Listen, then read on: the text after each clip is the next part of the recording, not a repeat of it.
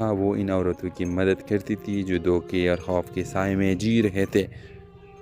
ایک انٹرویو میں جب اس سے پوچھا گیا کیا آپ کو کبھی محبت پر یقین رہا، وہ مسکرا کر بولی رہا تھا مگر اب یقین سچ پر ہے کیونکہ محبت جھوٹ پر نہیں چلتی۔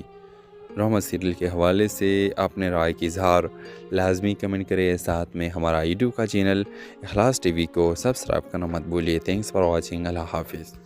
ہیلو ویورز، رات کے 2 بجے کا وقت تھا۔ شہر کی خاموش گلیوں میں صرف گاڑیوں کی ہلکی آواز سنائی دی رہی تھی۔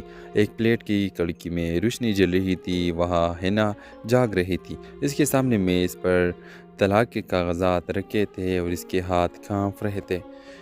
تو یہ تمہاری محبت ہے فہد؟ اس کے ہونٹوں سے بمشکل یہ جملہ نکلا۔ 2 سال پہلے سب کچھ مختلف تھا۔ ہینا اور فہد کی ملاقات ایک کمپنی میں ہوئی۔ فہد ایک پرکشش، خود اعتماد شخص تھا۔ وہ ہمیشہ کہتا میں تمہیں وہ زندگی دوں گا جس کا تم نے خواب دیکھا ہے۔ ہینا نے اس کی باتوں پر یقین کر لیا۔ شادی کے بعد شروع میں سب خوبصورت تھا، تحفے، سفر، محبت کے وعدے، لیکن وقت گزرتا گیا اور فہد کا چہرہ بدلنے لگا۔ وہ دیر سے گھر آتا، فون چھپاتا اور اکثر غصے میں رہتا۔ ہینا نے پوچھا کیا کوئی بات ہے جو تم مجھ سے چھپا رہے ہو؟ فہد نے طنزیہ مسکراہٹ کے ساتھ کہا تمہیں ہر بات جاننے کی ضرورت نہیں۔ اس دن کے بعد خاموشی ان کے درمیان دیوار بن گئی۔ ایک رات ہینا کو فہد کا لیپ ٹاپ کھلا ملا۔ اس میں ایک فائل تھی، پروجیکٹ زارا۔ جیسا ہی اس نے فائل کھولی اس کا دل رک گیا۔ وہ سب ثبوت تھے، جعلی بزنس ڈاکومنٹس، خفیہ ٹرانزیکشن اور ایک عورت زارا کے نام سے مشترکہ بینک اکاؤنٹ۔ ہینا کے آنسو بہہ نکلے۔ تو یہ ہے تمہاری محبت، ایک جھوٹ، ایک کاروبار۔ اگلی صبح فہد واپس آیا تو ہینا اس کے سامنے کھڑی تھی، ہاتھ میں وہی فائل۔ کیا بھی صرف ایک ڈال تھی تمہارے جرم کے لیے؟ فہد نے سرد لہجے میں کہا ہاں، اور تم؟ ہاں وہ ان عورتوں کی مدد کرتی تھی جو دھوکے اور خوف کے سائے میں جی رہے تھے۔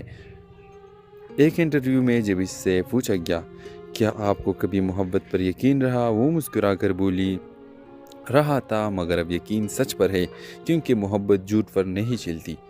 ڈرامہ سیریل کے حوالے سے اپنے رائے کی اظہار لازمی کمنٹ کریں، ساتھ میں ہمارا یوٹیوب کا چینل اخلاص ٹی وی کو سبسکرائب کرنا مت بھولیے۔ تھینکس فار واچنگ، اللہ حافظ۔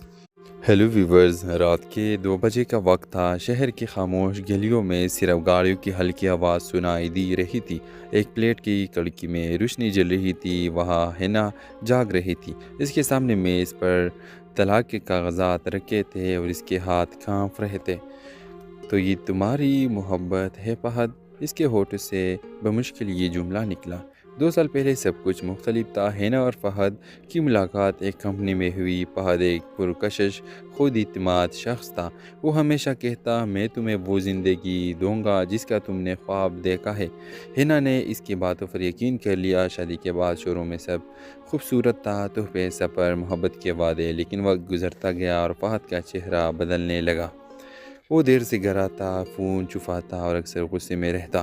ہینا نے